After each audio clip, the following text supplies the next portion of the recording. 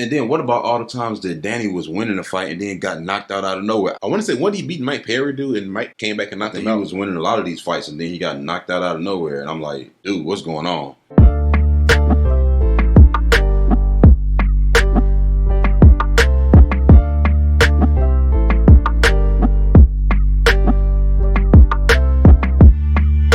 Jack Della Maddalena.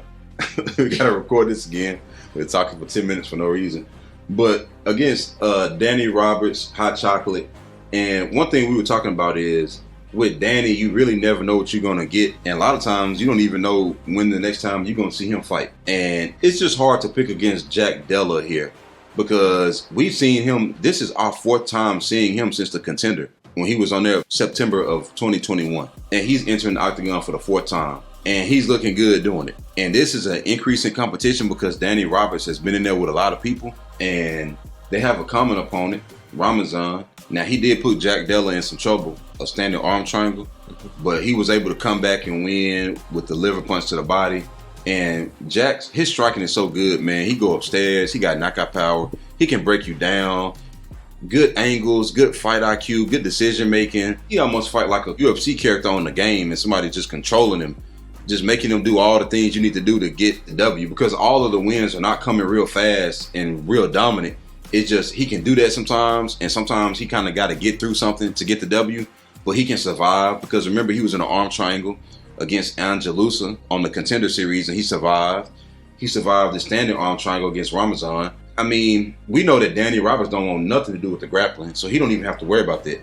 And the most danger from Danny standing up is the fact that he do have some knockout power. Like, you can't really sleep on him because... That's what I said last time. Like, if you take away Danny Roberts' knockout power, he's really not a good fighter. Because it was times where he was losing fights and he landed left hand and he got the victory. You know, it's weird. Sometimes his technique be there and other times it don't. And then what about all the times that Danny was winning a fight and then got knocked out of nowhere? I want to say, what did he beat Mike Perry do? And Mike came back and knocked him out. He was winning a lot of these fights and then he got knocked out of nowhere. And I'm like, dude, what's going on?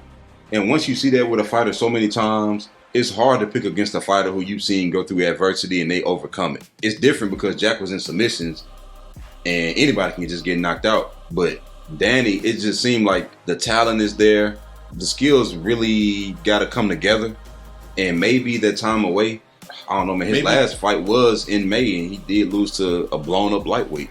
So you think maybe it's his style? He's a technical fighter. He's kind of a brawler too. Like, he got to kind of stick with one thing. If you're gonna be a technical guy, you got to kind of just stick with it. Man, he can't be no brawler, and sometimes he get knocked out of nowhere. I know. Just in a random exchange, it just can be over. It's so weird for Danny because his reign, like, not rain. Oh, absolutely not. Yeah, you gonna edit it out. It ain't no rain unless it's rain outside. Yeah, that's all. Yeah, but his prime lasted like a year or two, and ever since then, it's like he hasn't really looked the same. Has it been injuries? I think it has been injuries. That's sad, man, because like I said, the talent has been there. It's just... That's unfortunate when that happens to fight, especially if which I don't know his injuries, but say like if it was like a knee injury or something, then that's very unfortunate, man. Like, didn't look like he was out. They just say injury. Look, he withdrew from the Nicholas Darby one, the Tim Means. Before that, it was COVID. It's just like a string of unfortunate things, man. It's just tough, man. I think that Danny is kind of, you never know what you're going to get for the most part. And when you do know what you're going to get, you know it's probably a knockout loss. But with Jack, he's climbing right now. I think Jack is climbing right now. I'm picking Jack. And I'm going to have to pick Jack by TKO, second round. I'm going to have to get specific with it. And I'm going to tell you, I also wouldn't be surprised if Jack can win by submission too. I can see him submitting Danny. Now, the path to victory for Danny, he always got power in that left hand.